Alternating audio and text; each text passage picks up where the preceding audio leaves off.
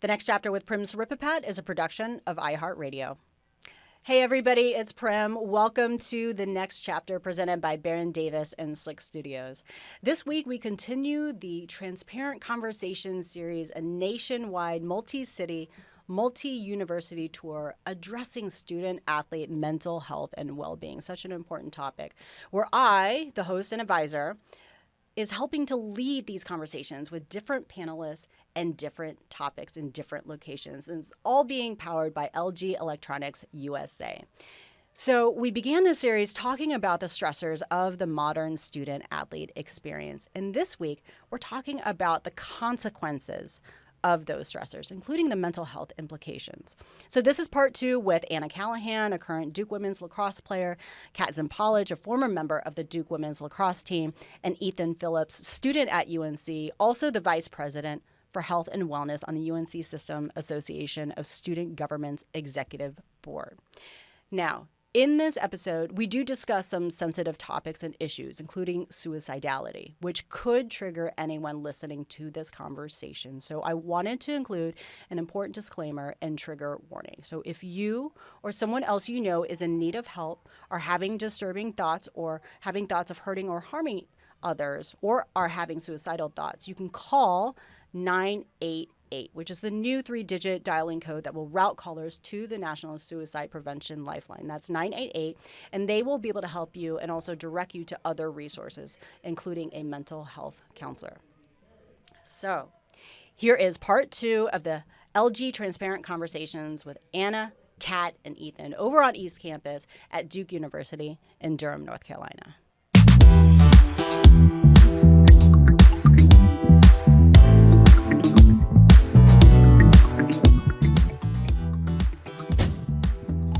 Door is closed. We're locked. You guys cannot run or walk away. There's no turning back now. There is no turning back. How many freshmen do you think are hearing this maybe and they're still sleeping from last night's Halloween extravaganza? Because Anna is here and she's had about 10 cough drops to get your voice all ready to go. How many freshmen are we waking up right now? Definitely the masses. They're all being woken up right now. It's going to be amazing. All right. Well, welcome everybody to LG Transparent Conversations, our nationwide multi-city, multi-university tour and mini-series addressing student-athlete mental health and well-being. And it's all being powered by LG Electronics USA. So my name is Prim Siripipat. I will be your host and moderator for today's amazing event and discussion. For those that don't know me, just for a little context, I was a member of the Duke women's tennis team from 99 to 2003.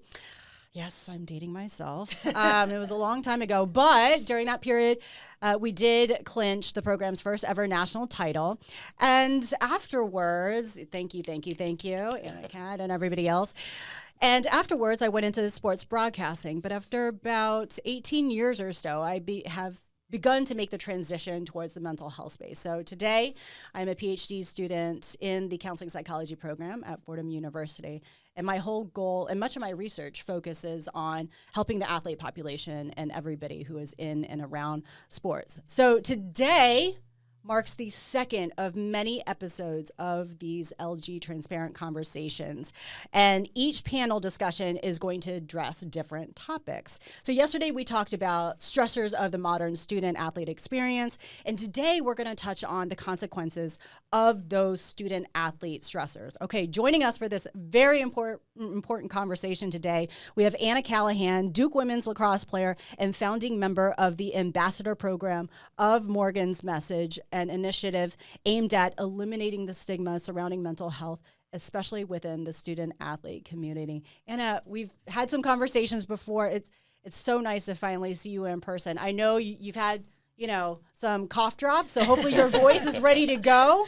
Yeah, no, my voice is definitely ready to go. I promise my voice normally sounds like this, but a little bit raspier.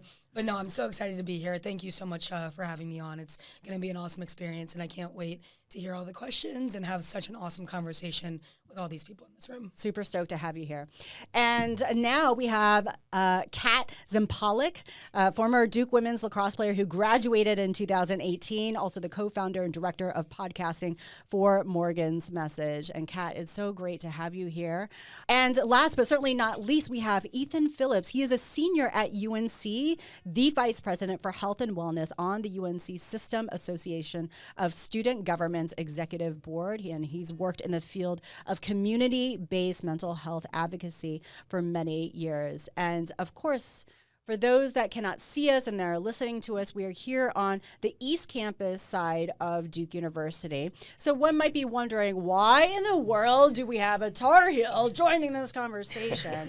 But it's less about where we are and more about what we are doing. And obviously, when we're talking about mental health, there are no rivalries, there are no enemies, right? This is all about being inclusive. And Ethan, we want to welcome you and thank you for coming in and joining us. Thanks so much, Prim. It's great to be here, even on Blue Devils campus, and really grateful for this opportunity and the conversation that we're going to have. I see you wearing two different shades of blue, so I can recognize that you probably were a little conflicted over what you wanted to do, if you really wanted to represent the Tar Heels or not. I still have my Carolina blue on, and yeah, I don't own a lot of royal blue, so. All right, fantastic.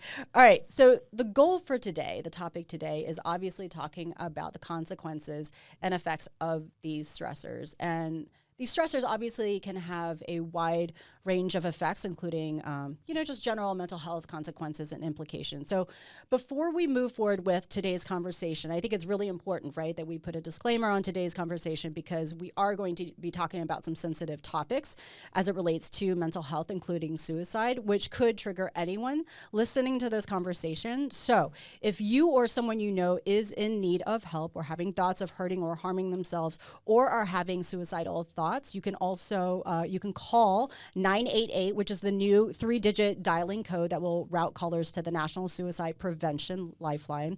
For student athletes here on Duke's campus, you can reach out to Dr. Sean Zeppelin and others in the behavioral health group within the Duke athletic staff. And of course, there's also CAPS, Duke's Counseling and Psychological Services, which is 919-660-1000, which is located on the 3rd floor of the Student Wellness Center on West Campus next to Penn Pavilion. So if you have any questions, concerns, you feel like you need some help or you feel like you know somebody that needs help, right? We want you to get those resources. And also another disclaimer, for myself, we're going to be talking about a lot of mental health issues. I think sometimes people look at me and they think, oh, because Prim has been in this space, she's a psychologist. I am not a psychologist yet. I have 2 or 3 more years, so I'm a 3rd year. So everything that I'm speaking about today is more anecdotal and coming from my own experience and the things that I've learned. But again, if you need help, you have somebody that needs help, reach out to the appropriate sources and find a mental health clinician. Okay, I'm tired of talking. It's time to bring you guys in. Continuing the conversation from yesterday, when you think about the stressors of the student-athlete experience, or even just being a general student, what comes to mind? Anna? Yeah, I would say the expectations surrounding perfection, especially at Duke. There is this major stigma around Duke students, Duke athletes to be perfect. And I think that's the biggest thing that I've struggled with over my time at Duke. And I know a lot of other student athletes and regular students here on campus struggle with that same thing, the thought that you have to be put together all the time, be doing everything under the sun to be a successful person. Sometimes being a successful person is, just taking care of yourself and doing the things that you really value as a person. So I think that's something that's really important to note. Those expectations can be really, really hard on people on Duke's campus specifically. Yeah, I can definitely relate to that. Kat, do you feel that same pressure maybe? Yeah, and I think when you boil it down to, there's different pockets of expectations you place on yourself. So not only like from the student athlete perspective, it's excelling within athletics, it's excelling in the classroom, it's having a bunch of friends in a community, it's being involved outside of your sport and your academics, because like for us female student athletes, there isn't most of the time like life after collegiate sports. And so it's like, how are you building your resume now there's just so many stressors. And I think it comes down to the expectations that we feel are being placed on us from either our parents or society, and then we place them on ourselves. And then we feel like we can't hit them, or if we're hitting 2 out of the 3, it's still not enough. it's almost like it's never Yeah, enough. that's such a good point. I mean, you're right. I think for females, I think the path towards pro level sports has changed and has gotten better for women. But still, I think there is kind of this thought in the back of your mind, like, well, it's a tough path. You know, I think most likely after college, I'm going to retire. So in some ways, that's interesting that you say that. And it's so true. I felt that. So do you feel like there's like, you're on a clock almost? Like once you get here, it's like time's running out. I got to kind of shift through. Yeah, I think you hit junior year, and a lot of people are looking at like junior summer going to senior year internships, and it's like that's the next thing that you have to hit. And if you don't hit that, then it's like, what am I doing senior year? And you kind of feel like you're on a lifeboat where it's the last year of freedom until real world hits, and it's even more expectations are piled on. It's no longer, I feel like, excelling at school, because classes, at least in my experience, were easier my senior year because I'd gotten all my normal recs out. But then it was like, oh God, what am I doing next? Like everyone's getting jobs in finance and consulting, and I don't know what I want to do. And they all seem like they have it figured out. And we weren't having, at least within like my grade, weren't having these conversations about like how scared we were for the next step and like how the unknown was affecting us mentally. Mm-hmm. And you are now 4 years removed from graduating from Duke, 3 or 4 years at this point. So at least you just have a little bit of context. You can reflect back on your experience, and maybe some of these things will come to fruition for you. And Ethan, you're a senior, so I would imagine as an upperclassman, you're kind of going through that thought process of like, okay, what am I going to do next? And so Anna and Kat kind of talked about this perfectionism, this expectation and level of pressure. Do you feel that same energy sometimes over at Chapel Hill?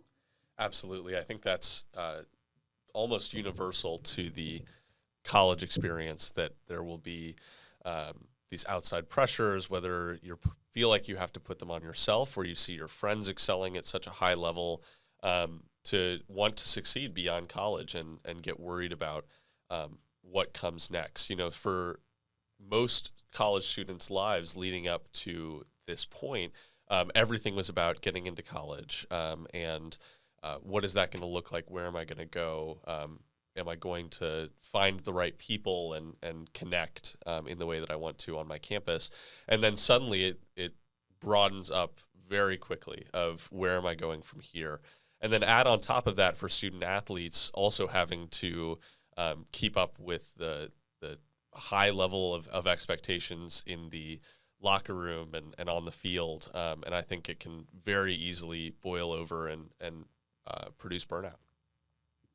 What is the conversation among your peers about how these stressors are affecting everybody? And you could even speak from your own experience, because that's the topic of the conversation right today. Is okay, now we're beginning to identify some of these pressures. And all of you really just talked about just the general expectation and pressure, which is funny because it's not like something that you can feel, or you can feel it, but you can't touch it, you can't measure it.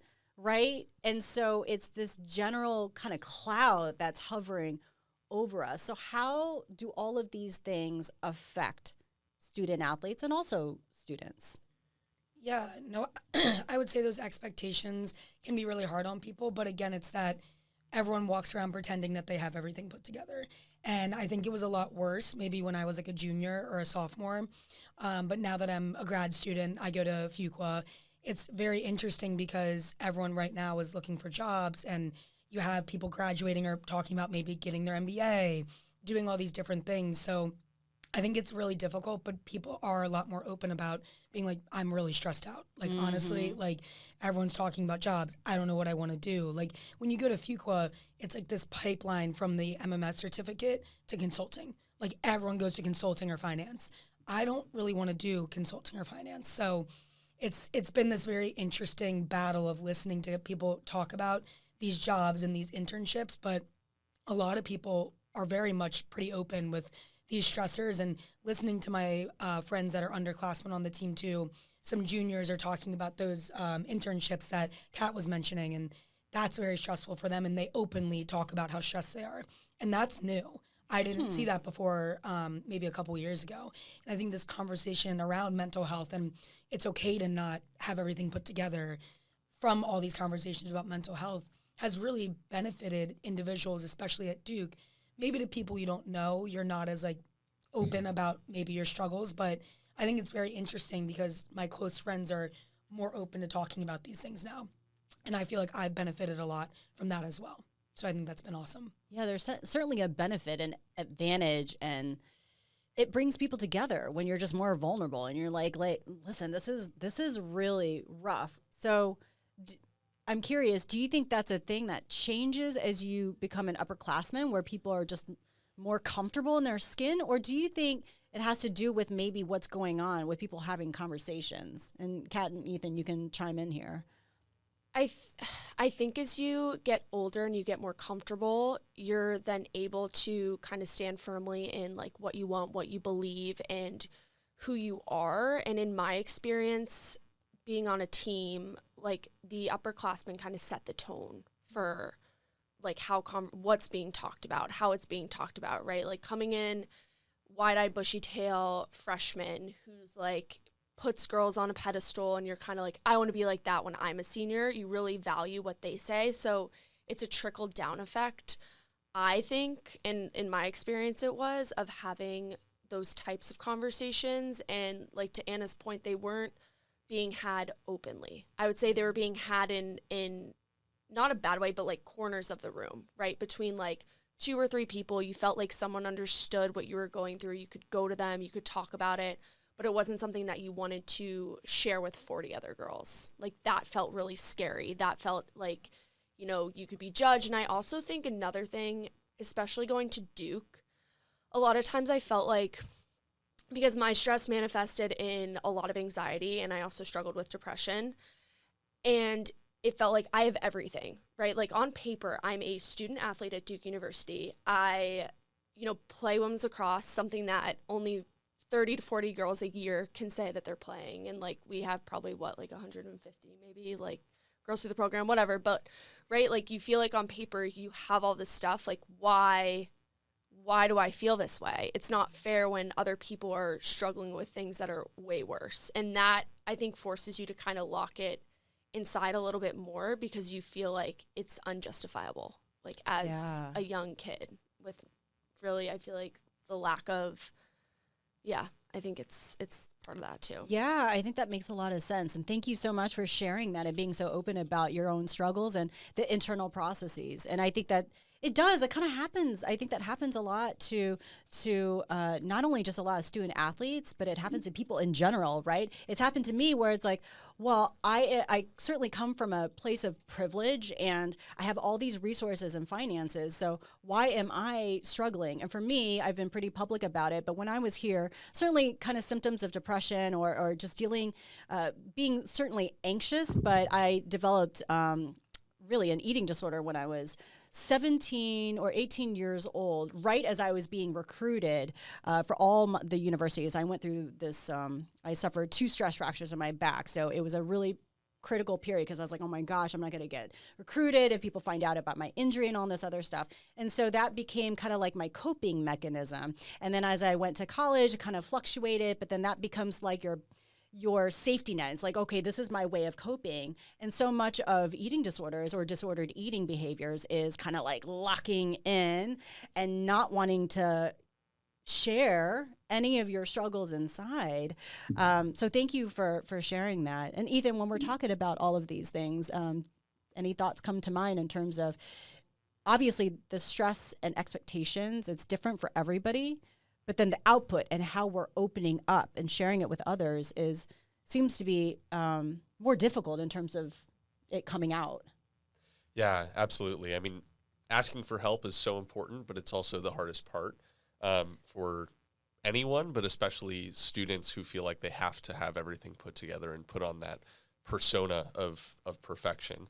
I think I like Anna's point that this is becoming a little bit more common. I think for upperclassmen especially, you know, there's more of a developed support structure, whether it's your teammates or friends that you may have had for 2 or 3 years now. These are people that you feel a little bit more comfortable going to and opening up with. So it can be very, very hard for first and second year students to have that same kind of support structure, especially student athletes that may not be coming to college with many friends from high school. They may be coming as the only student from their high school and maybe from their entire area. So I think coming in as a first year with zero support structure is such a hard reality for so many students and so many student athletes.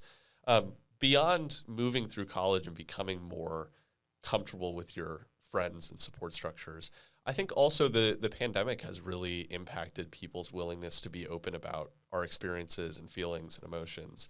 The pandemic has affected everyone, and we all knew just how hard it was to go through months of isolation, away from our friends, away from our campuses.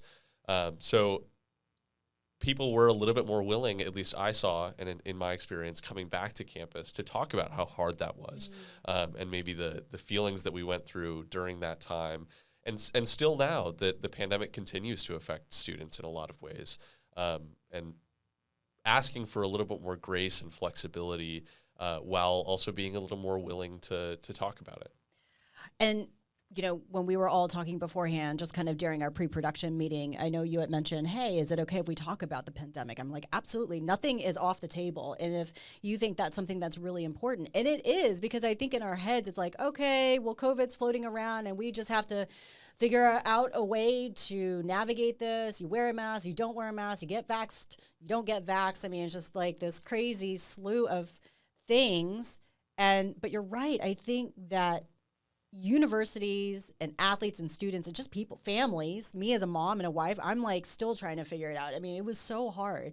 So when we're talking about the pandemic and how it affected just general mental health for students and student athletes, what comes to mind for you both, Anna and Kat? Yeah, I mean, what comes to mind for me is I think it gave a lot of people, and I know we talked about this before in the pre-production meeting as well, it's really difficult for student athletes to identify as anything but a student or an athlete. And I think it gave people a really nice period of maybe rediscovery, finding some maybe talents they didn't know they had, discovering hobbies they really like, maybe getting into things that they weren't into before. I think it gave people an awesome period of time to really find ways to identify outside of just a student or an athlete. And I think the pandemic was really hard, as we just spoke about kind of the isolation and everything that comes with it. I think it gave people kind of just, you know, looking for the silver lining there, an awesome opportunity to really find other ways to identify themselves. But I would say that isolation period was really difficult, especially for student athletes who, you know, want to practice their sport and get better. Maybe you have some athletes that play basketball indoors and they need a gym, or volleyball players. It was definitely hard for people to get their reps in, and people that need to play, like tennis, you have to play with other people. How can you play with other people when we literally had to lift outside in masks, and we had to lift individually and spray every surface down? We had to run literally in like boxes next to one another when we came back, 6 feet apart at all times. Like, it was crazy. And I think that was really hard for people not to be able to do the thing that they loved, which is their sport. So I think that was pretty difficult. Yeah. It was like trying to find a new normal. Yeah. And it's trying to train in a new normal. Like, it's just like running in a box, which is insane. Yeah. And I know that coaches and different programs, I mean, the athletes at the pro level were I don't want to say they were totally fine and diminish any struggles that they went through, but they have all the financial resources in the world. I mean, pro teams were literally sending just weights and all this fitness equipment to these athletes' homes, and most of them have a gym. But then for collegiate athletes, I mean, some people were on campus, they had to be quarantined, some were at home, some got sick, then it, you know, disrupts. And then depending on your sport and your access to resources, you're right. I mean, you know, some basketball players, because, you know, the courts are everywhere, that's probably a little bit more accessible. But then for other sports, it wasn't really there. Yeah. I will tell you, it definitely challenged people's creativity. That's definitely one thing it did. We literally weren't allowed to pick up the lacrosse balls with our hands. Like, that's how, Really? Like, when we would go out and get extra reps, when we got back to school, and like they still had a bunch of COVID protocols in place, we literally were not allowed to pick up tennis balls, because we play with tennis balls sometimes, or lacrosse balls. We weren't allowed to touch them with our hands. Like, it got to a point of like, we really had to get creative with how we were going to train. And I think that was really beneficial for some people. It really pushed them to be more creative. And I think that goes back to finding the different hobbies that make you really happy and that allow you to identify outside of student and athlete. I think it forced people to get creative, which I think was a unique experience that, obviously COVID was horrible and I would never want to minimize that, but it really provided people with an opportunity that, a lot of people I feel like took advantage of.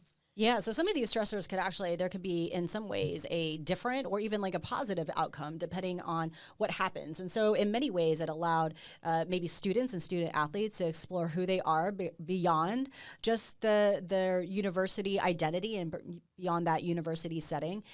But then other aspects of it, certainly the isolation, not being able to train. And Kat, so you were probably just graduate. Oh, you had graduated, so you were kind of transitioning into the workforce. But what are your thoughts? And your sister is now a member of the women's lacrosse team. So what are your thoughts on just how the pandemic affected everybody? I don't think the world has ever seen something that's on a mass level affected every single individual in some way. I was in New York, and my dad drove up in the middle of the night, picked me up because there were like all these rumors flying around. The bridges are going to close, which whatever. But, he that did not happen. Yeah, he picked me up because my biggest fear was being isolated in a 2-bedroom, 5-story walk up and not being able to get food, get water. And I need a support system. And so he picked me up. I watched my sister, her freshman year, just get yanked out of school and kind of was just waiting for that email of oh, we're going back. Maybe we'll go back next week, maybe the week after, and watching her kind of shift from just getting comfortable in an environment like Duke to all of a sudden being back home. It's hard, and watching that was really hard. I mean, I think what came out of it for us was we got so much valuable bonding time. I mean, my parents would probably say it was too much because there were 4 kids, 4 adult children in the house. But it really showed me the power of connectivity and the power of a support system. And when you have people in your corner who, when you have a bad day, can pick you up. And when they have a bad day, you can pick them up. And I think it just kind of, for me at least, I had a few months out of business school, and in business school I wasn't playing a sport, so I did have to find out who I was outside of my sport. But also for someone like my sister, who all of a sudden was wait, I kind of have to figure out other things to do. I'm not in practice 3 hours a day. I think it just speeds up the process of graduating, because ultimately everyone kind of has to find something, and I think I found that to be a rolling process. I mean, as a mom, I feel it's you go working world, possibly, whatever path you want to go. You have to figure out who you are outside of being a wife, a mother, an employee for a company. And I think it's cyclical. And the earlier you can learn those skills and those hobbies and those things you can come back to center yourself, the better. And I think the pandemic offered a unique opportunity to do that in a sense. Yeah. Oh my gosh, you're such great insight. You're going to be, if or when you ever become a wife or a mom, you're going to get it down pat, because I feel I'm still spinning my wheels. I'm my identity besides being a mom and all this other stuff. It really is such fantastic insight. And so interesting to hear the both of you, Kat and Anna, talk about the pandemic. And so it starts off about, when you're describing it starts off, this was really tough. But then both of you actually pinpointed the silver lining. For you, it was the connectivity and relationships. For you, it was the creativity, Anna. So Ethan, let's show the other side of it, because I know a lot of the work that you do is also seeing how it negatively affected people. So what's that part of the conversation? Yeah, I think something to highlight from both of what you've said, Kat and Anna, is that this experience in many ways was different for everyone. So we were all going through the same stressors and, worldwide experience, but everyone kind of had their own story in the pandemic. And unfortunately, many, many people's story coming out of the pandemic now has been increased symptoms of anxiety, depression, burnout. I think we are still learning all of the ways that the pandemic has affected us, physically and mentally, emotionally.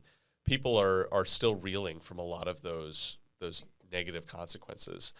So I think now on campus, what I'm seeing are students having a real tough time finding that same connectivity that was lost, finding those same support structures that previously may have just been easy or second nature to people coming into college, now are a lot more difficult. You know, in-person events have started back up, of course, but they may still not be at the level that they were before. And some people are still very anxious to engage in a lot of those events and opportunities to connect with other students.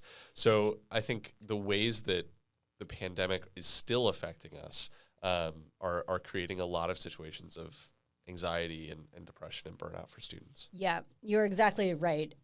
You know, I was interning at a college counseling center during the pandemic last year, and we certainly saw a lot of the things that you're talking about. I mean, there's a reason why clinicians and mental health counselors, there became a really long wait list. I mean, still up in the tri-state area, I mean, it'll take you 6 months waiting list to get a session with a therapist or a psychiatrist. And that's why we saw, during the pandemic, we saw depression and anxiety levels spike. We also saw increases in substance abuse again. We saw a lot of people relapse, and they were going back to, they were having to go back to rehab facilities and whatnot. We also saw rates of domestic violence and sexual assault. And those people were locked in with their at home too. And so that became an even more dangerous situation. We also saw some behaviors regarding eating disorders and disordered eating behaviors that began to spike as well, because that's like the worst case scenario for some of those patients to be sitting at home. So certainly, when we're talking about stressors, and I know we kind of went off on a tangent, but you're right. Like when we're talking about the general stressors that are affecting all of us, you can't not mention the pandemic. And so let's break it down and talk about how do these stressors manifest themselves. And I think this is really important because now we can begin to say, oh, wow, I didn't even realize that it would affect me in this way. And that's important because now we can at least notice the signs for ourselves and maybe if somebody else is struggling, right? So within the academic setting, how might these stressors affect us? Yeah, I would say I'm a big hyperfixator. So I think when you're in your room taking online class, and you're I remember sitting there on Zooms and everyone's camera would be off. There was no connectivity during the pandemic. I literally had professors being when we got sent home, being we're just not even going to continue the course. I'm giving you guys all A's. Oh, wow. I'm so sorry that you guys basically had to be sent home. And this is, something that I want you guys to focus on, your mental well-being, your mental health. Not everyone, I am so fortunate and blessed to have a family to go home to, where my parents' jobs were stable during this time, where we had internet, we had food on our table. I am so privileged and fortunate to have had that experience, but not everyone had that same experience. And I think to the points we were making before about everyone had their own individual experiences, what Ethan was saying, I was very fortunate in mine, but you never know what's going on behind those cameras that are off. You never know what people are going through. And I think I'm a big hyperfixator. So I was so hyperfixated on oh, I hope my friends and the people in my classes are okay. But am I okay? You kind of start to go through this cycle of wait, now you're just sitting there you, yourself, and I just kind of looking at yourself in the mirror, all right, what can I hyperfixate on next? What can I focus on? And I think with academics, that was really tough because you couldn't really focus on much. The topics and things we were learning, it was really easy for people to just log off and sit in their bed and go back to sleep. There were so many 8:30 classes that, our poor professors are sitting there trying to teach passionately and, they're talking to a screen of blank cameras. So I can imagine it was really difficult on professors as well as the students are here with this, willingness and wanting to learn all this information. So I think that was definitely very difficult, is that lack of ability to really learn and the lack of ability for professors to teach. So we were talking about how the stressors affect us in different categories. So we were just talking about how it affects us or how it might manifest in the classroom. I think the simplest symptom or result or consequence might be just we can't focus, right? You were talking a little bit about that, especially with the pandemic, lack of focus. And then I guess the most apparent symptom would be just like a drop in grades. But do you have any thoughts, Kat or Ethan? Yeah, I mean, I think there are a lot of academic-related coping mechanisms that people have. For some people, it might be diving really deep into their studies. And, that's where we see positive stress. There are levels of stress that can be good motivators. When the adrenaline rush you feel when you're getting ready for a big game or when you have a large exam coming up, that can be a great motivator to play harder, study harder. But when we start talking about unhealthy levels of stress and anxiety, I think common coping mechanisms that a lot of people have are tuning it out, procrastinating work, and that manifests as bad grades, but there's a lot of things happening underneath the surface of not being able to take it all in and leading to things like burnout when there's just too much to handle at once. Yeah, that's a really good point, because it's not just about the stressors affecting the classroom experience, but yet our school work could all of a sudden become our coping mechanism, which in some ways can be a good thing. But then if we dive into it too much, it can become the source of stress or add even more stress on our shoulders. Kat, do you have any thoughts about this? I wasn't in the classroom during the pandemic, so not sure what I can add there. I think the biggest stressor I got was when I get the grade back and I put in all the work and the grade wasn't what I wanted it to be, and kind of the downfall from that was like, oh, I need to work harder next time. Like, I need to spend an extra hour studying and whatnot, and that, I think, is where I built some unhealthy habits. And I know we're talking about in the classroom, but I think outside of the classroom, my stress release, because sports was also somewhat of a stressor, was going out. And I think that's a big theme for college kids. Your first time away from home, first time with access to alcohol. Like, that's where I really did myself a disservice in undergrad, was like, that was my escape. That was the way I dealt with my stress in an unhealthy way that I wasn't able to identify until I was at Fuqua for my year of business school. And I was like, wow, I don't feel like I need to go out tonight. I'm like, that's so weird. Like, and then I was like, oh, here's why. It's because I no longer am stressing about my grades as much or this as much. Like, I'm really just here to learn, and my mindset was so different. That's such an interesting point, and you're so right. And I think I've actually talked to so many athletes, and it's funny because now at 41, I'm able to talk to a lot of my peers, and they can reflect back on their college experience. And even when maybe even just going out, that is a thing, that's part of the college experience. And so in many ways, you are encouraged to go out. Like, if you're not going out, then you're just kind of like, okay, what's wrong? Like, you need to be going out in college, right? So in some ways, like, it's okay, right? But then the moment you realize, like, that is my only escape because athletics is causing me stress, because the classroom aspect is causing me stress, like, now it becomes, okay, is going out and whatever, getting wasted, doing drugs, whatever, is that the healthy way of dealing with this type of stress? So a lot of this is about self-reflection, trying to have that self-reflection, right, and awareness, and being like, okay, why do I feel this need to go out and party so hard? And I actually saw some of my peers, have substance abuse problems. But when you're in college, you just think like, they're just they're having a good time. Like, they're throwing the best parties. But looking back, you're like, oh, nah, that was substance abuse.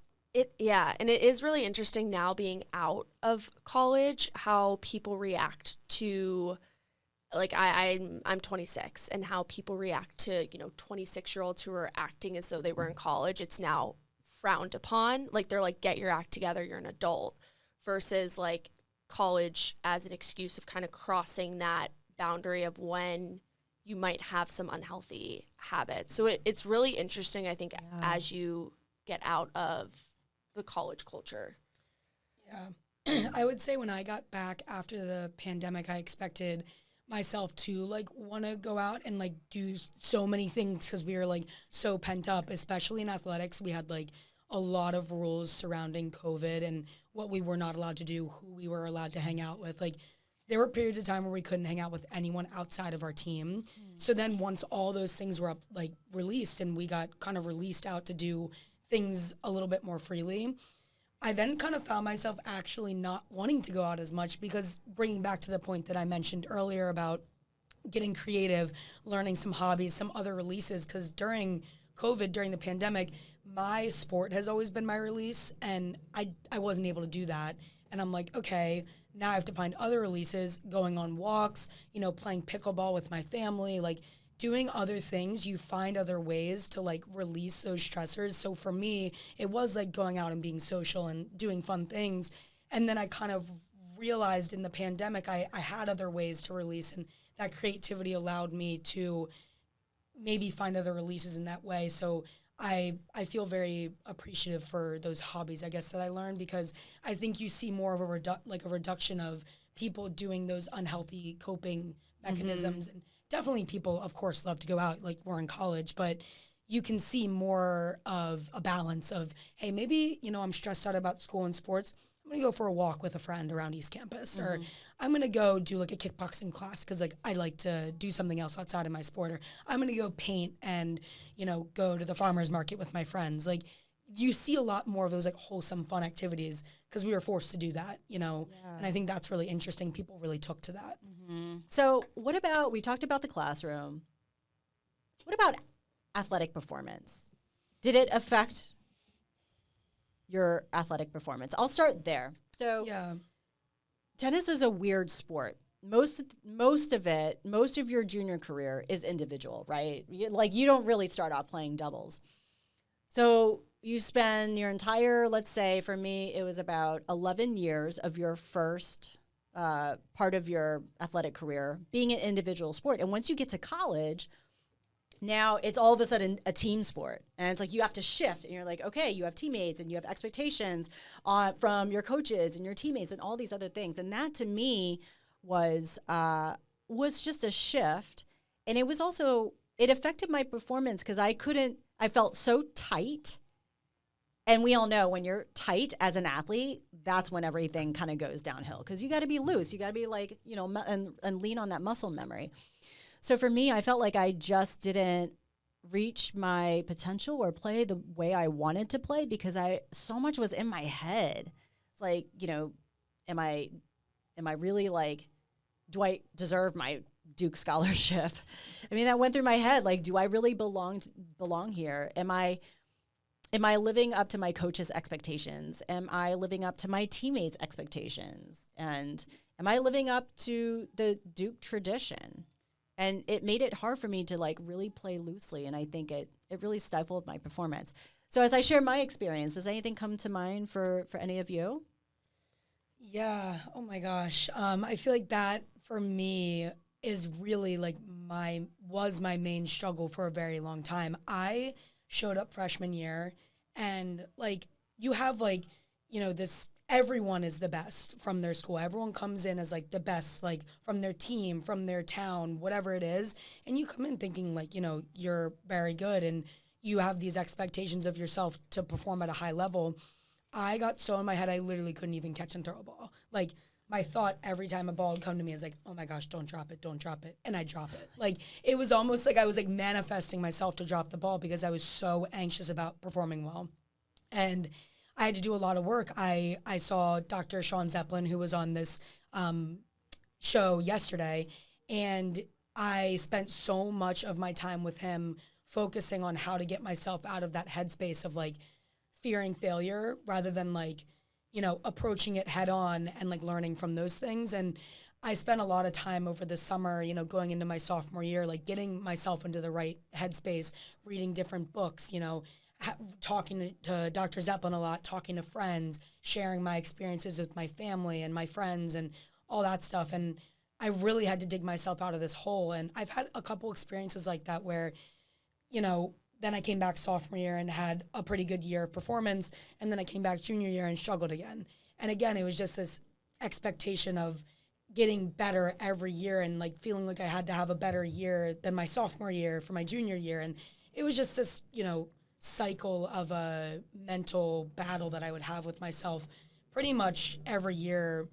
And this year I feel like is the first year where I feel very comfortable actually and really excited and not thinking so much about my performance, but really about taking my last year, and it's, my 5th year, taking it for what it is and being just excited to be here and being so grateful that I've had this experience. And that's taken a lot of pressure off my shoulders for like my performance. And I'm coming back from injury. I got surgery over the summer, and I feel like I'm performing at a really high level because I'm not worried about my own individual performance. I'm just excited about my experience. And that's the first time I've had that. And I'm so appreciative of that mindset shift. So I feel like that's my experience. Kind of long-winded, but that's kind of been my experience. Well, it's a complicated question. Yes. I get it. I mean, everything that we're talking about and all the questions I'm asking are so complicated, Yeah. which is, and I really do understand that. So I'm going to ask you, I'm going to push you a little bit more. Yeah. When you talk about those struggles every single year, Mm-hmm. how did that manifest on the field? Did you notice a drop in your statistics, or did it affect your relationships with your coach or peers? Yeah, I would say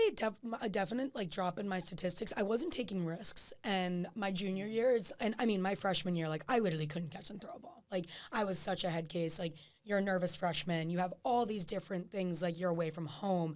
I really struggled with like my sexual orientation and being comfortable with that. Like that was really hard for me. So being comfortable in my own skin really, really changed from freshman to sophomore year, and I saw an increase in performance. I think solely just gaining more comfort in myself. But then, once you add performance on top of it, my junior year rolled around, and I just like wasn't taking the same risks. Like one of like my, I feel like greatest strengths as an athlete is like, I'm just gonna throw caution with the wind and just like attack everything I have. And I feel like I'm a very aggressive player, and I wasn't taking those same aggressive risks, and I performed not to the level I knew I could.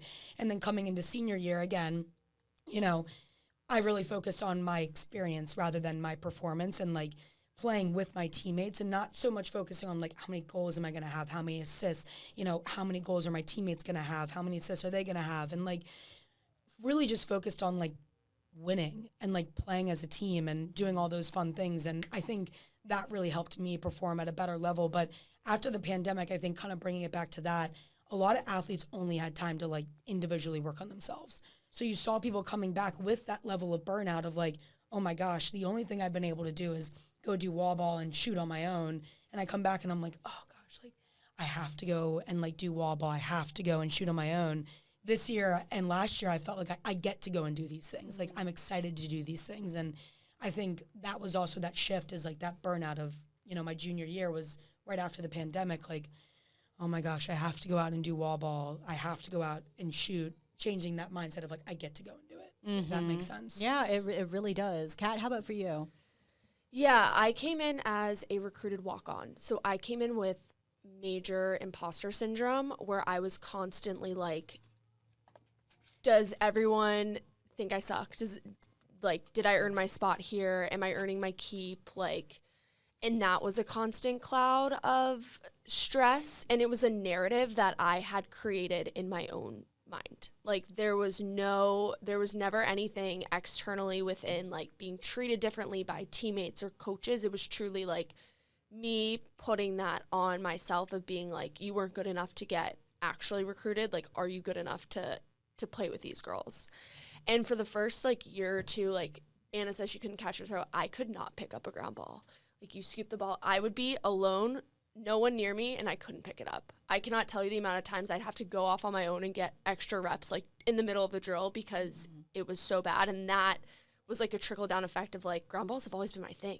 Like that's always been something I can rely on. Like, holy crap, what am I doing here? And it honestly wasn't until similar to what Anna had talked about, until I was like, you know what, like at the end of the day, I don't have any scholarship attached to my place on this team. I get to decide every single day if I want to come to practice, if I want to show up. And the second that I no longer want to do that, I can walk away. And so I felt like that was kind of like my peace of mind of like every single day it's going to be my decision. There's nothing over my head. And that told me I really did want to do this and I really did want to be here. And that I did have a spot, and I needed to trust that there was a reason I was offered a spot on the team, and that, yes, I need to show up every single practice. And even if it's not, I was injured a lot, so even if it's not physically, it's mentally and emotionally cheering on my teammates, being their biggest cheerleaders, like yelling for the girl who, you know, might be having an off day. Like, how can I support from a team perspective? And I think a lot of teams are always like, there's a glue girl or there's a glue guy. And like, Totally, yeah. I don't want to, I'm not like saying I was that person, but I tried to be like, how do I glue people together and really bring that camaraderie and add value in a way where I feel like I am making a difference and I'm a value add. Like, I'm a net positive add to this team, not a net neutral or a net negative. Like, where can I find my value? And it was never on the field. And like, that sucks, I think, as like athletes. We want to be on the field, we want to be contributing. But I really ended up finding value my senior year of being like in scout team and just kind of like messing around, like trying to prep my teammates for games, and then on the sidelines being their biggest cheerleaders, being like, that was a sick play, or like, you know, giving like, hey, they're doing this or they're doing that. And so that was like where it kind of manifested for me, and it took a while. Like, it wasn't easy to find that mental, I guess, view on it. Like, it's really hard. Like, no one tells you how hard it is to, one, go to college, like be a college student, and two, play college athletics. It's kind of like, it's this beautiful thing. It's going to be amazing. You've worked so hard to get it. And no one's really like, hey, sometimes things are really crappy. Yeah. And I think that's also really, I mean, I think this is an important conversation for administrators and coaches as well. And this is not to imply that your coach didn't do that too, but just to serve as a reminder for coaches that explaining the dynamics of a team and that your value as an athlete and a member of the team is to not just be the star player, not just to pump out the most, to be the scoring leader on the team. Like, you can be that glue person. Like, you can be that cheerleader. And that's what I was as well. I mean, listen, I was a top 10 nationally ranked player going into Duke, and I was a member on the U.S. On the national team. And I could barely get on the lineup because we had a gazillion number one, like all were number one in the country at one point in their career. And I was just like, I can't even get on this lineup. Like, what am I doing here? You know, and by the end, and then I had 3 surgeries my junior year. So my sophomore year, I had a shoulder surgery in both knees in 3 consecutive months. So you're like, I can't even like add to this team. But you're right. It's a shift in perspective, right? And this is a message to all the athletes and students, whatever. Like, your output and your contribution to a team or to society is not about just good grades and biggest salary and biggest accomplishments. You can contribute to in different ways. And so, Kat, you were talking about your strength like fell apart because you got in your own head and you lost a bit of confidence. And Ethan, I think it's interesting because like, when you look at just a student athlete or just student experience, when you lose confidence in one area, you kind of like lose confidence in other areas. Like, that happened to me in my tennis game because I was like, oh, now my academics and my social, my self-esteem, my confidence and everything else. And I know so much of what you do is within the mental health space. So let's get into that part of the conversation. When things begin to fall apart, what happens to students, do you think? Yeah, I mean, whether it's imposter syndrome or whatever factor is swirling around in a student or a student athlete's head, it can be insidious and it can very quickly spiral down into something more serious. So when students don't have the support structures they need to talk about that, or don't feel comfortable having those conversations, or feel that there's a stigma in their community around that, or might hold identities that make it hard for them to talk about that with the people around them. It can be very isolating and lonely to have all of that swirling around in your head, be caught in a spiral of negative emotion, and end up in a very dark place quickly without the right people to go to or places to seek help. Yeah, and so now we're kind of diving into the part of the conversation. We've talked about how the stressors can manifest themselves in the classroom, athletic performance, different coping mechanisms, whether that's diving into our academics or going out and partying and all this other stuff. And now we're talking about the mental health implications, right? Because it can emerge in depression or depressive symptoms or anxiety or social withdrawal or eating disorders or body image issues, confidence, suicidality. I mean, all of these things. And one thing that I learned in my internship last year at the College Counseling Center is that this is a period around 18 to early adulthood when we begin to see some of these clinical symptoms, these mental health symptoms and issues. It's actually when they actually emerge. And so it kind of makes sense. It's like, okay, this is normal. Like why we would begin to see some of these things. Because when you look at the developmental course of some of these mental health issues, that's when they emerge. Kat, you were talking about some of the depression and anxiety that you experienced. Can you talk about that and share a little bit more of your journey? Yeah, definitely. I was blessed by my mother's side of the family with a cam impingement in my hips. So I had 2 hip surgeries by the end of my junior year. And when you, like, again, it's similar to the pandemic. When you're injured, your identity in your sport is taken from you. And it's also your identity of just being, like, an athlete in general. Like, being on crutches, wearing a brace. I couldn't even bend over to tie my shoe. Taking a shower had to be, like, a whole process, right? So that was really hard. And after my second surgery, I spent the summer in Durham and completely isolated myself. I mean, I slept probably like 16 hours a day, and I chalked it up to, oh, I'm healing. And I lived with, what we both played with her. I lived with one of my teammates, and like she'd be like, let's go do this. And I'd be like, I'm really tired. Like, I'm good. I'm just going to sit on the couch.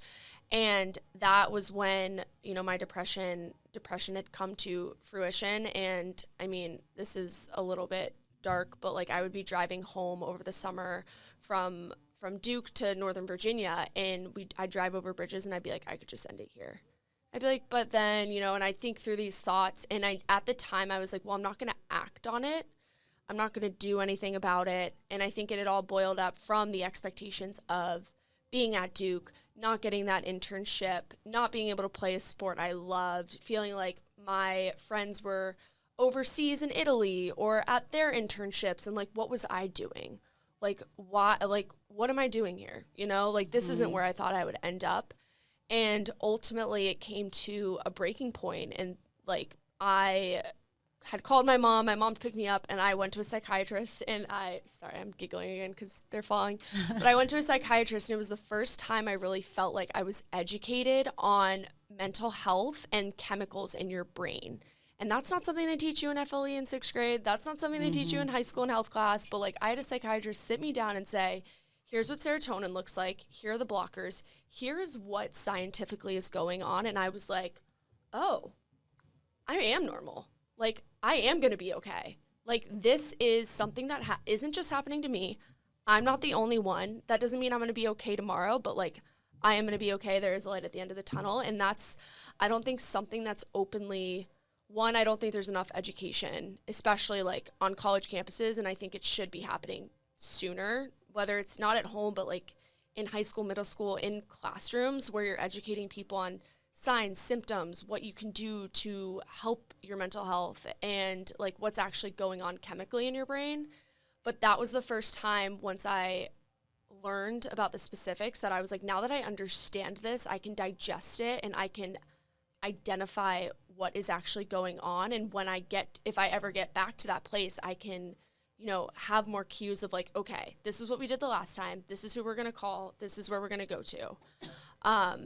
And so that's a little bit about my journey with depression. Yeah, thank you so much for opening up and sharing your story. I think that's really, really, really important for people to hear. And it sounds like that path happened right after your injury, which is very normal. Yes. Very, very normal to validate your experience. I'm sure there's a lot of athletes or just general people who are going to, so it's actually quite normal. And that's something that I've been learning as well, the difference between active and passive suicidal ideation. So passive are typical ones that it might be a fleeting thought. And those are actually quite normal during periods of high stress. And that was a period when you're going through a really big transition. And that's something that one of my supervisors had taught me last year. And admittedly, for me, it's that I have never had any sort of suicidal ideations before, but during the pandemic, due to stress, COVID, we have 2 kids at home.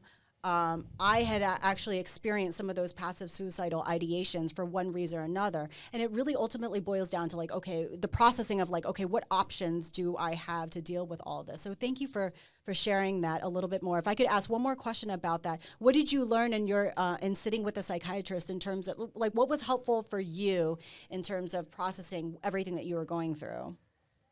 Yeah, I mean, I don't think I'd be able to like quote her. She was an angel. I always say she was like my guardian angel. But she brought out an iPad. She drew squigglies in different colors and really like illustrated what was going on. And then she told me further, you know, I went on antidepressants, and she was like, this is what they're doing, and this is the timeline. This is XYZ. And I felt like with that, I felt really more comfortable in like my journey moving forward. And then beyond that, I looked at like other holistic aspects of like, you know, there's a lot of studies about gratitude and focusing on the things you do have versus the things you don't, and being present in the moment. And something I learned recently, which I somewhat I think subconsciously knew, is like anxiety lives in the future. Like if you're in the present and you're worrying about the future, that's where anxiety thrives. Like if you look back to the past, you're not getting anxious about things that have happened in the past. You're getting anxious about things that could come from your past actions. And that's something that I try to remind myself of, like, I can only control what I can control. I control what comes out of my mouth. I control like who I surround myself with. But beyond that, other people, I can't control them. And I still do get anxious about, you know, things in my vicinity. But to a certain extent, it's like you're not behind the driver's wheel with other people, and that's helped too. Yeah, thank you for sharing that. And so you really learned from that experience, and it sounds like getting that validation from the psychiatrist and recognizing like this is actually normal, and then boiling it down, bringing in the biological aspects of it. And so, Anna, for you, you mentioned a little bit about your sexual identity as well. And this is an important conversation as well, because it shows that our own personal development and evolution is going to impact our college experience, right? Because that's so important. You had such an awesome article in Inside Lacrosse talking about your experience. So can you talk a little bit about that and what it meant for you in terms of the mental health implications? Yeah, I think anyone who isn't comfortable in their own skin, and we kind of had mentioned it before, once you lose confidence in one aspect of your life, you lose it in every other aspect of your life as well. I came into college just immediately anxious about, oh my gosh, well, what's everyone going to think of me? Like, I came from an area, like, not talking about my family because my family's amazing, so supportive. Like, I have such a strong support system at home with my friends, like the people close to me, but definitely like in an area that it wasn't talked about. You know, people in the LGBTQ plus community were not really talked about where I grew up, and that's not like people were saying anything negatively. It just wasn't really talked about. And so when I came here, I was like, oh my gosh, no one's like me. I feel so uncomfortable. I think everyone's going to think that I'm weird. Like, I don't want anyone to think anything like weird of me, like in like a locker room space, or like they're my teammate. Like, you know what I mean? Like, there was just so many thoughts that went through my head that people were going to judge me based off of just this one way I identified, which was not the case now that I look back on it. But it's so consuming, and it was pretty much everything I thought about. Like, I didn't want to tell anyone. Then like people were slowly finding out, and like then I was worried about like the chatter that went on behind my back. And once I just accepted the fact that like people are going to talk about it, and like I just had to be okay with it, that's when I feel like I had kind of the wherewithal to be more confident and comfortable in who I am. And I think once I was able to do that, I just saw such an increased I just felt like I performed at such a higher level once I was confident in who I am, and I knew that I had people that supported me, because my teammates support me, my coaches support me and love me and all that stuff. And once I like really saw that, and like those anxieties that Kat just had mentioned, I just had to be more present and just appreciate, you know, that I'm in a really good place. I'm at Duke, you know, I have such a great support system around me. I was able to just perform at a much higher level.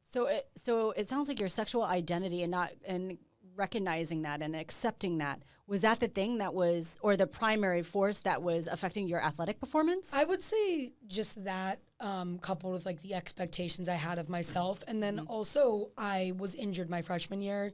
So I did get surgery the fall of my freshman year. And like Kat can probably tell you, fall freshman year is like such an important learning experience as an athlete.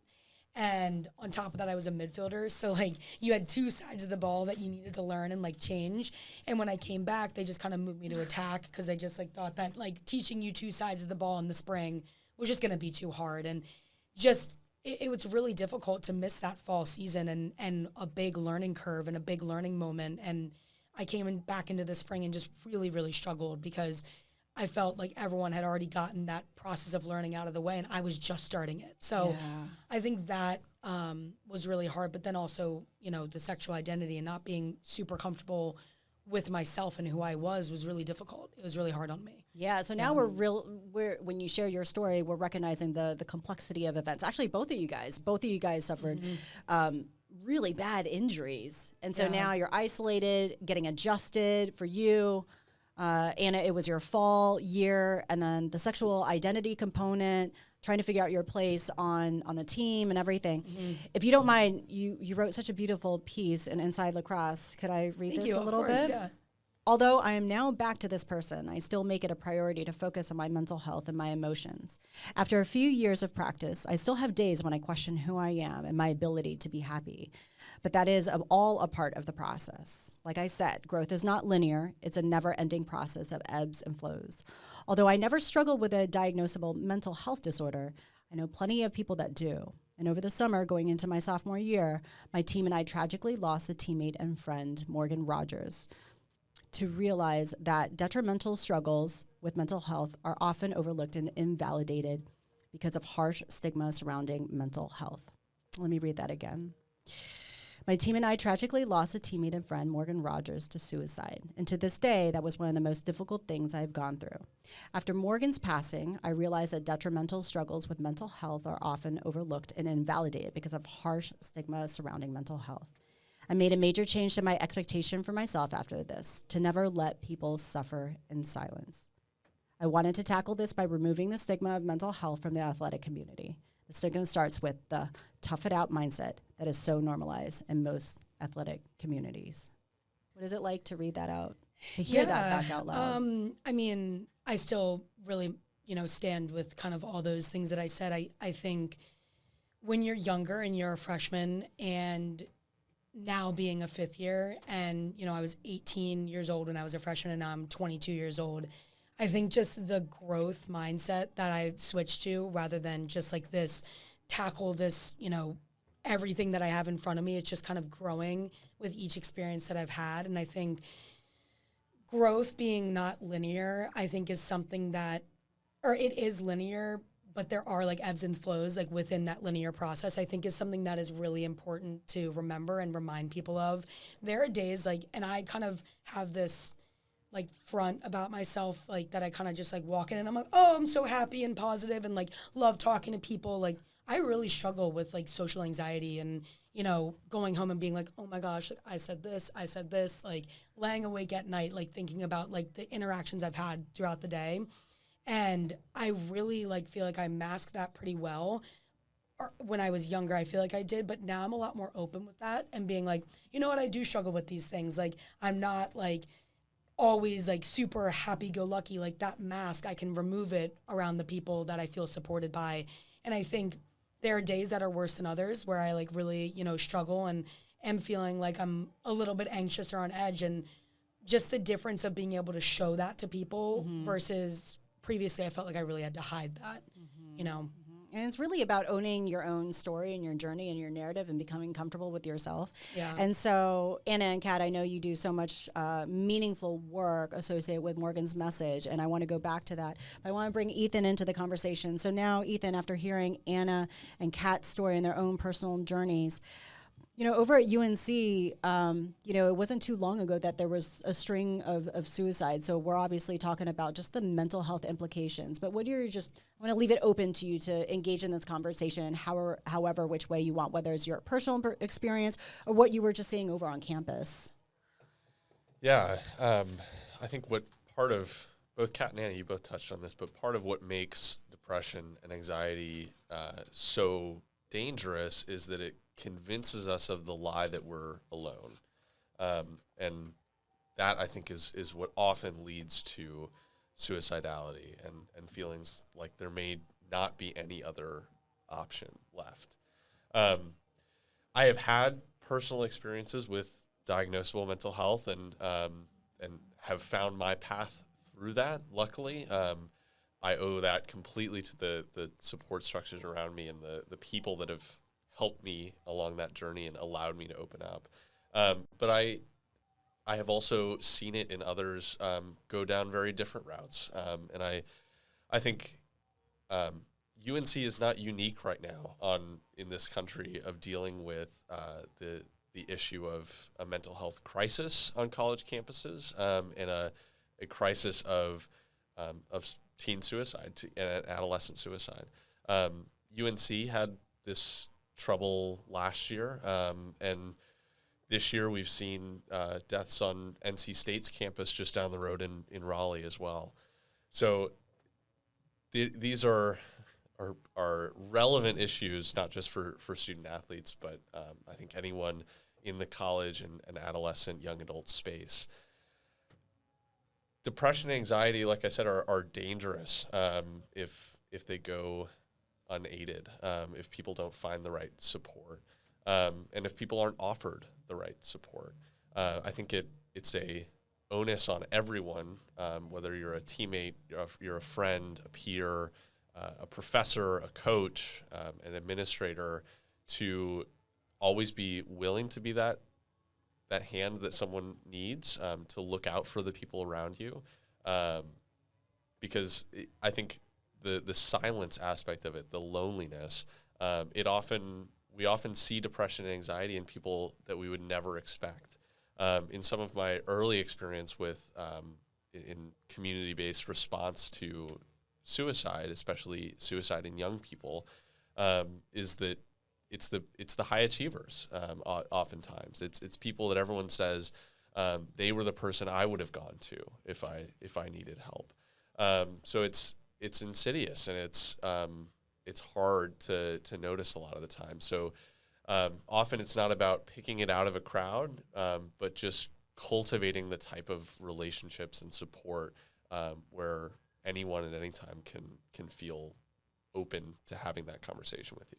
It was such a fantastic and honest response, and I appreciate that. And I'm so glad that, you pointed out it is just kind of this societal, and maybe in many ways a universal issue and experience, right? It's not just prevalent at Duke or UNC or said university. I mean, this is a universal thing that we're seeing across the nation. And we're just talking, I'm not talking specifically about suicidality. I'm talking just like mental health, right? Because mental health is not, we said it yesterday during yesterday's panel discussion. I'm going to say it again. I'm going to say it at every single conversation. Mental health is not just about dysfunction or illness or disorder, right? It's just about, to me, it's just about being human and living, right? So, and you're right. I think that, and again, I want to send my gratitude to all of you for being so courageous and coming here on this conversation. Because what you were just talking about, I think a lot of people can get really scared to come in this conversation because they don't want to get, it's hard. It's already hard enough as it is, and no one wants to be blamed. And this is not a conversation about blaming anybody or blaming UNC about what happened. But it's also about pushing this conversation forward and for us to not sit in silence and for us to not discuss it, but talk about what did we learn? So what do you think was maybe a learning lesson from some of those things about how we can further help this community and everybody else across the country? I think one of the largest lessons that come out of any of these experiences, I hate to talk about needing these kinds of experiences or the instance of a student suicide to spark action or to find a lesson, because I think they're lessons that we can take from not just crises and tragedy, but just from our daily lives of, connecting with people and being genuine in your relationships is the first step. People want to connect with each other. They want to have relationships where people are open to not just have the mask on and be the perfectionist, the high achiever, the happy-go-lucky person all the time. But I think the relationships we all want to have are the ones where we can come in on a bad day and recognize that. So the first lesson is cultivating those kinds of relationships. So if you're in a position of leadership, whether you're a team captain in the student-athlete sense, or if you're a president of a club or involved in some other way on campus, having the knowledge and the skills to cultivate those kind of relationships and grow supportive structures, I think is so crucial to making sure people have supportive spaces to turn to.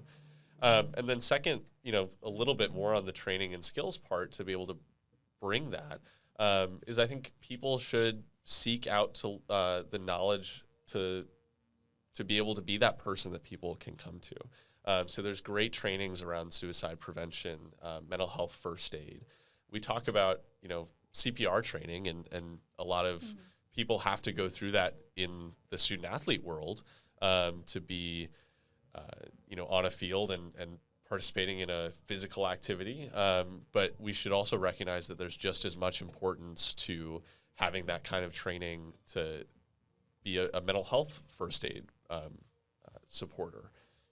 Yeah, thank you. And you're right, cultivating those relationships, creating spaces, creating resources. And so Anna and Kat, I know the both of you are heavily involved in Morgan's message and initiative aimed at eliminating the stigma surrounding mental health, especially within the student-athlete community. So, Kat, let's start with you. If you could explain just a little bit about your involvement and what really this mission is. Yeah. Like Anna had mentioned earlier, we both lost a friend and teammate, Morgan Rogers. She died by suicide in July of 2019. And that was, I think, somewhat like earth-shattering, at least for me, because I kind of was like, that could have been anyone. Like, yes, Morgan struggled, but it's not just Morgan. Like, it could have been my sister. It could, like, right? Like, it's not just her. It's like there are other people who I was on a team with or who I went to Duke with who are on other athletic teams that they struggled with some of the same things.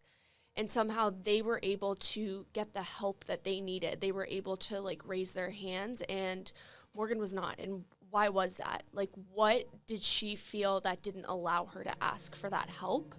And I think it comes back to, like, with that education, and it's educating people in these positions of power. It's educating teammates. It's educating the individual as to, like, what the resources are, what different mental health, anxieties, depression, what those look like and what those feel like to try to identify them within yourselves. And, a year later, a group of us who had, knew Morgan in different capacities. So a few friends from high school were on our club team, her mom, her twin sister. We got together, and it was basically a conversation of not enough's being done. Like, Morgan's not the first. She's not going to be the last. Like, we know this is an issue. What can we do about it as people who have watched someone we love struggle and also struggled ourselves, and also don't understand totally what, what the conversation should be. But, like, knowing that, from, like, a family perspective, like, that wasn't something that, we were necessarily talking about. Like, Kurt and Donna, like, they had no idea how to ask or talk about mental health because it wasn't something they had experienced when they were younger.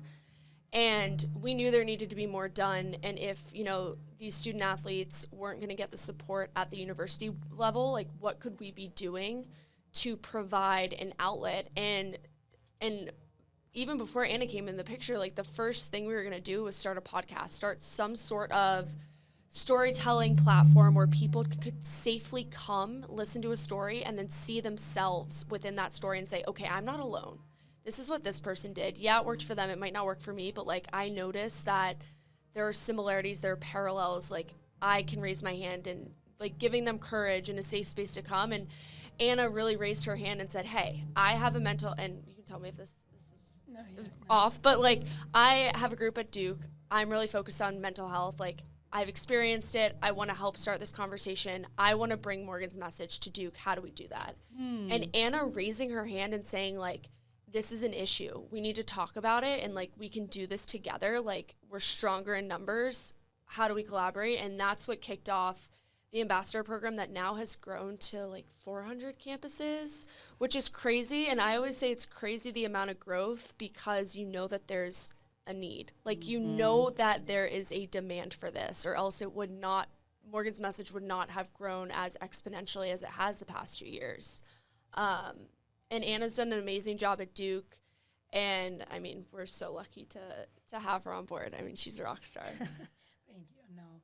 No, I think to Kat's point, I just remember texting Miss Donna actually, and I was on my way down to Duke from, I think it was like going back to school from COVID.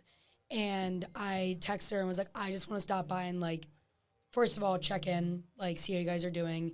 And then I also like had kind of an idea, and I remember stopping by, and I was there literally for like 5 hours just because they're the best. And They're like, the best. They really are the best. And like had such a great conversation, but then kind of had mentioned it. The name of the group that we had was literally like mental health advocacy for student athletes. Like there was literally like no name. It was very rough. It started May during the pandemic, and we had a couple meetings, and I was like, I really feel like it should be named after Morgan, or we should really try to like interloop Morgan into this. So I had pitched that idea to Miss Donna, and she was like, okay, funny you say that because we have a non-profit that we started, or we're working on starting, called Morgan's Message. So like roughly we were like, okay, Morgan's Messengers, like what do we do to like get this out there? And then that's kind of where the ambassador program was born from. And again, like just the support that I've had from people like Kat and, you know, all the people on board at Morgan's Message to start this program. It was the first ambassador program. It was kind of like a little pilot launch to see how things went. And we've had it for so long, and it's done so well. And I mean, not to say that, you know, I don't want to be like, oh, can you hear me? Can you hear me? Okay, sorry.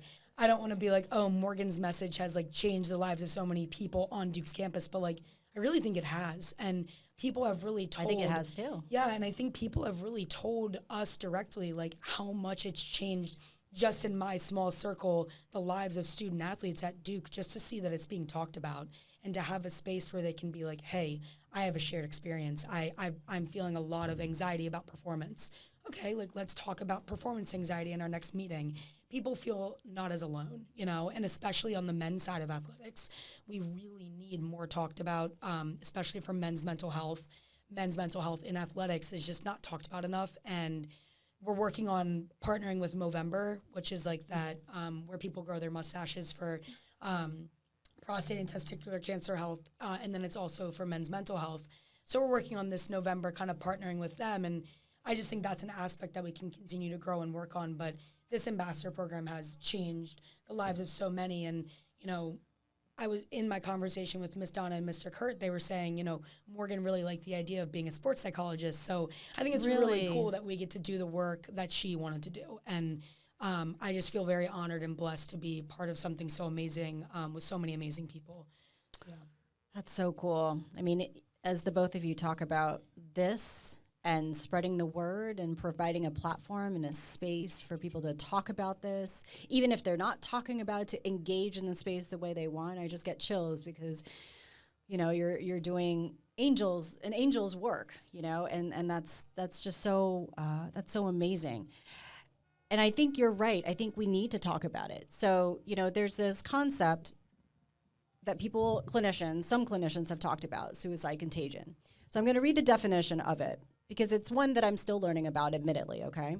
And the definition of suicide contagion is exposure to suicide or suicidal behaviors within one's family, peer group, or media reports of suicide, and that influences others to end their own life or attempting suicide.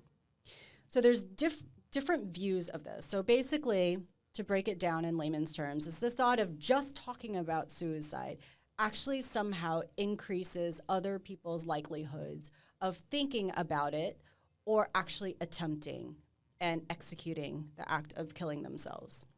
So I admittedly was a part of a separate conversation that was part of a broadcast. And before we began our show, there was a conversation of this.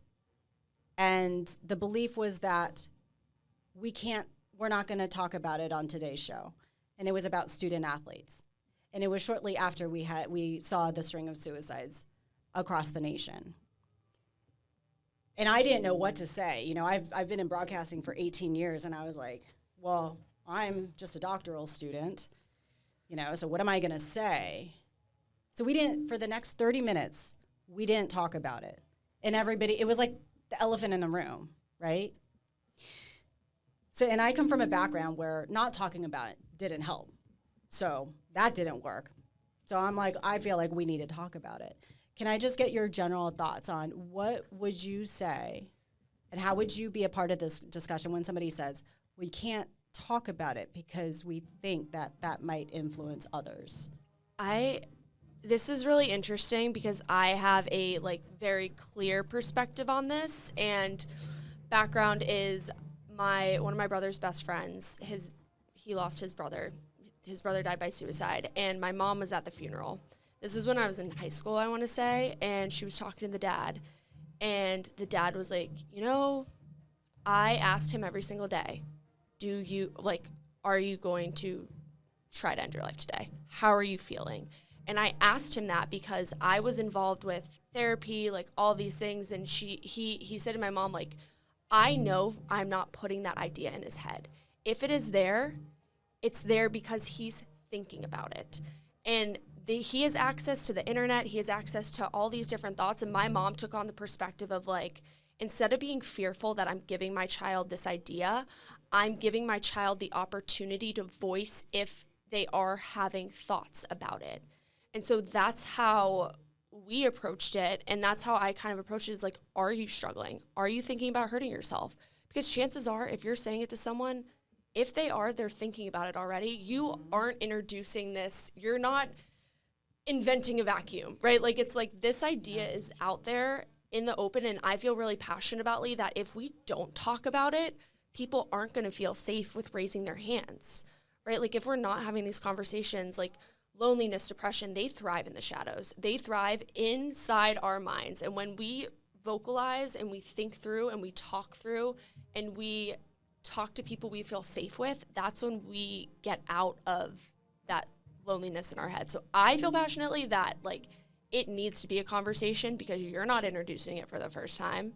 And if the more you know and the more you can tell about their reaction of oh no, when people get cagey, right? If a friend gets cagey when you're are you gonna hurt yourself? That's a sign that maybe you need to talk to someone else to get them help. So Yes. I think not talking about it is one of the worst things you can do, in my opinion. Thank you for saying that. We need to hear, and I know that took a lot of guts and courage for you to say that, but people need to hear this. There's a lot of people that believe in this. And this is not to say that this concept and construct is not true, but it's how we talk about it, right? Because we can have a productive conversation about it where it can be helpful and informative and educational, right? And so I think the suicide contagion aspect, they're kind of seeing that it has to do more with the media reporting and how it is reported or broadcasted to the general society. So Kat, thank you so much for pointing that out. Ethan, do you have any thoughts about this? Yeah, I've seen suicide contagion, and I couldn't agree more with Kat. Every instance that I've seen of suicide contagion happens not because people were talking about suicide or people were opening up that conversation, but because they were intimately exposed to someone they knew, or a peer, someone within their direct community, and it normalizes the idea that suicide is an option for people who are experiencing hopelessness. So I have never heard of an instance that talking about suicide or asking someone if they are contemplating suicide or just asking someone how they're doing in a real meaningful way of, are you experiencing depression? I've never seen an instance that those types of questions or just opening up the topic become heightened risk for someone attempting.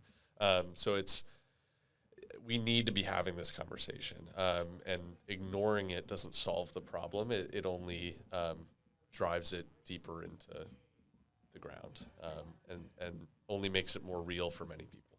That's such a great point. And so drawing both of your points together, so suicide contagion might be a real thing because of exposure to that, because individuals think that that is one of their few options that they have. And that's what suicidality really boils down to, is like we need to expand everybody's view and perspective and let them know there are other options out there. So suicide contagion, the way you described it, Ethan, so it is a real thing. However, the discussion point may not necessarily be maladaptive, or it should be hopefully helpful in a way if we're talking about it in a compassionate and informed manner. Kat, do you have any just general thoughts about just the discussion aspect of it? Yeah, no, I would say, so the one thing that I can think about, and just in general terms of mental health, so when we introduced Dr. Zeppelin to the Duke Athletic Program, his first year was 5 years ago. It was my first year. He saw about 20% of student athletes coming in for appointments. Now he sees like well over 50%. So because people are seeing him more, that doesn't mean that, like, because I'm talking about like feeling anxious and having performance anxiety or maybe struggling with symptoms of depression, I'm talking about that to Kat. Kat's then like, oh, yeah, now that you're talking about it, I'm also now going to struggle with those things. Now I have to go see Sean. Like, people are seeing him because I'm talking about it, and then Kat's like, oh, you're seeing Dr. Zeppelin. Do you mind like sending me his number? I'd love to go and see him too. So talking about it normalizes it and makes people feel more comfortable to go see behavioral health professionals and really be open about their struggles. I think it, like Kat was saying and like Ethan was saying, it doesn't put the idea into people's heads. It just makes it more of a safe space to be like, okay, this is normal. I'm struggling with something that's normal and something that can be fixed, and I can be helped, you know? That's such a good point. I mean, it makes me, I'm not smiling or laughing at the topic, but it makes so much sense, because it's like, it's not like when you're talking about, if we talked about something else, oh, my anxiety, you know, I'm not going to go, that sounds like a good idea. You know what, I'm going to do that too. So, you know, right? So the discussion aspect is, you're right. It really is important. So for me as a soon-to-be psychologist, this was, I don't know, I kind of see it as a risk for me, because there's a lot of people that might be listening out right now, and I'm just going to air it out, right, because this is what it is. This is the LG Transparent Conversations. There's probably going to be a lot of people saying, Prim is not yet a clinician. Now this is kind of teetering on what ethicalities. She's talking about this from, you know, the position of, you know, whatever, and could this pose a risk to others? And so this is a risk that I'm taking, but I'm willing to take, because I don't know, this is just, and what you all just said makes me feel good that we're talking about it. So I'm curious about any advice that you have for me.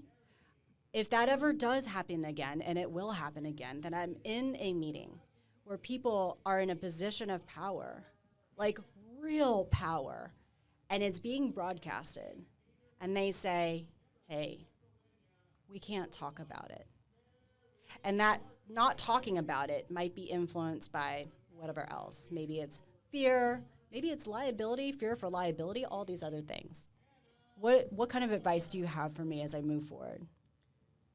I know. Big question. I know. Big question. I mean, I think in my life, there are things that I want to be known for and I want to stand for.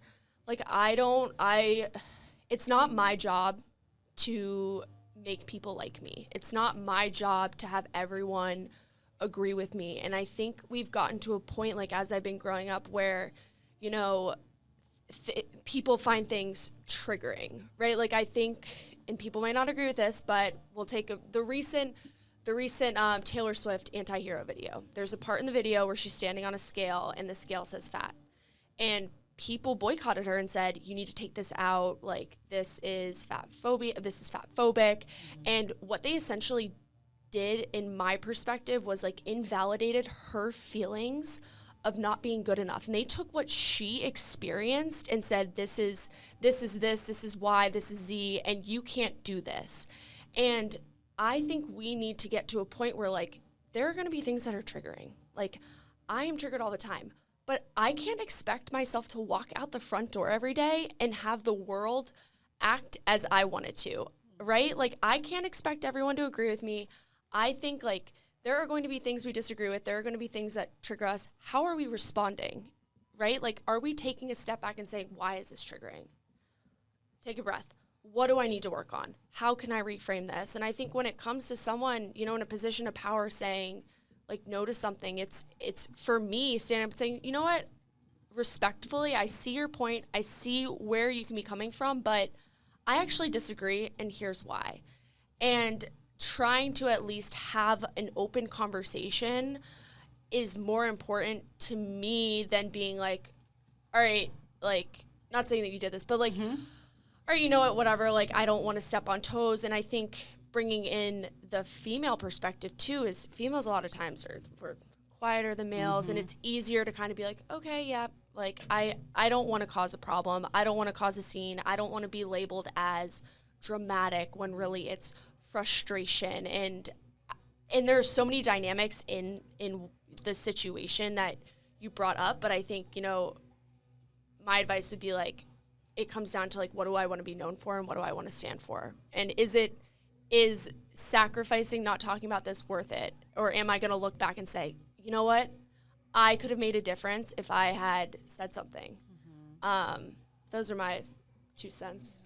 I think I love it. Yeah, I think also, like, saying something at least puts the idea in that person's head the next time they're like, oh, wait, maybe we should talk about it. You know, even saying something, say they, like, totally deny your request, the next time they go around, maybe they might have that second thought of, like, oh, let me go back and actually research, like, what Prim was saying, because she might be right. And it forces people to actually do that research, and then maybe in the future they'll talk about it, you know. I like it. Ethan, do you have any thoughts? I think everything that they both said was great. I'm a very evidence-driven person, and I think coming to bat with some of the evidence showing that how asking those questions or raising the topic and making it a little less stigmatized are just so helpful to saving lives. So I think bringing some of that evidence as your powerhouse behind you, I think is really important to just making sure everyone's more informed. And knows the reality that talking about it is not the risk. Talking about it is how we prevent the risk. So having that conversation is so necessary, and informing people who may be misinformed, I think is part of our job as mental health advocates. Yeah. Thank you for that. Next time I'm in that same position, I'm either going to bring you guys with me and fly you in so you're like my, you know, I'm like, do you see these people behind me? Because if you want to mess with me, then you can mess with them too. Thank you so much for offering that. That's so valuable.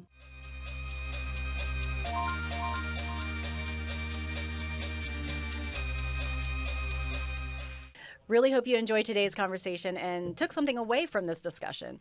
Stay tuned next week for another panel discussion of the LG Transparent Conversations series talking about student-athlete mental health and well-being. I hope you've enjoyed these conversations.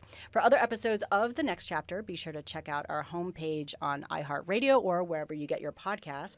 You can also watch the full version of these interviews on YouTube. You could just search for The Next Chapter with Prim Siripipat, and you can also follow me on all my social media platforms at Prim_Siripipat. The Next Chapter with Prim Siripipat is a production of iHeartRadio. For more podcasts from iHeartRadio, visit the iHeartRadio app, Apple Podcasts, or wherever you get your podcasts.